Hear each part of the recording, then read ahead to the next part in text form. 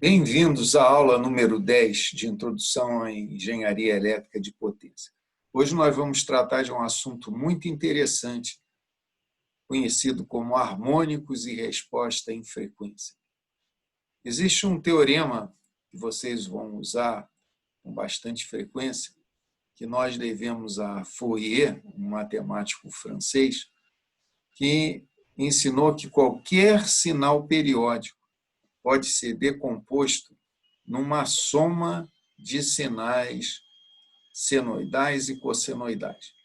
Então, digamos que G de C, G de T seja um sinal periódico que se repete de tempos em tempos.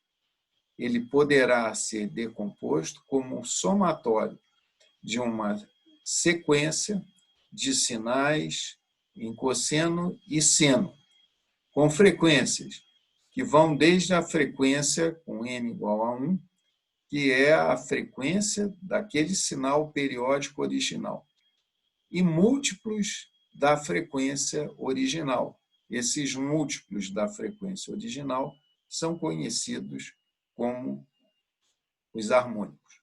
Os coeficientes AN e BN são facilmente determinados através desta integral. É uma integral da função g de t, que é a minha função periódica, multiplicada por cosseno de ômega n ômega t, e b de n, que é o coeficiente dos termos em seno, por essa integral. Isso pode parecer complicado, mas você vai ver que é muito simples. Tem um exercício na lista para você determinar a série, isso é conhecido como série de Fourier, de uma onda quadrada. Uma onda quadrada se repete com valores constantes, mais A, menos A, mais A, menos A, ao longo do tempo. Então, você vai substituir aquela representação da onda quadrada, mais A, menos A, mais A, menos A, ao longo do tempo, por um somatório de sinais senoidais e cossenoidais, com frequências variáveis. Nós já aprendemos que sistemas lineares, se eu conhecer a resposta para uma entrada, eu posso determinar, ou para várias entradas, eu posso determinar a resposta com facilidade para a soma daqueles sinais de entrada. Portanto, esse teorema me permite, conhecendo a resposta para um sinal senoidal ou para um sinal cossenoidal, através de um somatório de respostas, eu encontrar a resposta para qualquer entrada periódica. Percebam a importância desse conceito de resposta em frequência.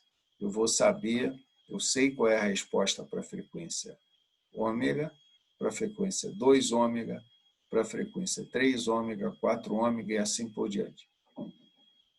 Se eu conheço a resposta para cada uma dessas frequências, eu as somo, ponderadas por essas constantes, e saberei a resposta para qualquer sinal periódico de entrada. As curvas de resposta em frequência, em geral, têm uma forma desse tipo. No eixo das ordenadas, colocamos as frequências. No eixo das abscissas, colocamos as frequências. E a amplitude, a saída, colocamos no eixo das ordenadas. Um sistema que apresenta a chamada ressonância tem uma resposta desse tipo. Para sinais até uma determinada frequência, ele responde praticamente com a mesma amplitude da entrada. Para determinadas frequências de excitação, ele responde com uma amplitude que pode ser bem maior. E na medida que a frequência vai aumentando, isso é uma coisa que acontece com todos os sistemas físicos. Na medida que a frequência aumenta, a saída praticamente vai se anulando. Se uma pessoa fala muito rápido, você não consegue entender o que ela está falando. A tua resposta àquela excitação sempre cai a zero. Existe uma determinada velocidade que talvez te atraia mais, te encante mais. Existem alguns exercícios propostos para vocês fazerem, um deles relacionado com a ponte Rio-Niterói. Não sei se vocês sabiam, batia um vento em determinadas ocasiões e fazia aquele vão central da ponte Rio-Niterói oscilar com uma amplitude de 1 metro. Vocês encontram isso no YouTube. A solução para esse problema foi muito criativa por um professor, colega nosso da UFRJ. Vocês vão ter que descobrir quem é ele. Não vai ser muito difícil. Na verdade, nós vamos fazer um pequeno experimento, vai ter um vídeo mostrando essa resposta, no qual nós vamos excitar um circuitinho elétrico constituído de uma resistência, uma indutância e uma capacitância. Você não precisa saber o que é isso agora, mas são elementos básicos de um circuito elétrico. Essa representação serve como uma primeira aproximação para a representação de uma linha de transmissão de um sistema de potência. Nós vamos excitar esse sistema, que é um sistema linear, com diferentes frequências. Nós temos uma fonte de tensão, que é um gerador, onde eu posso alterar a frequência de alimentação. Nós vamos começar com uma frequência baixa, observar a saída. 1 Hz, começamos com 1 Hz, 2 Hz. Lentamente vamos aumentando essa frequência e vamos observando a amplitude da saída.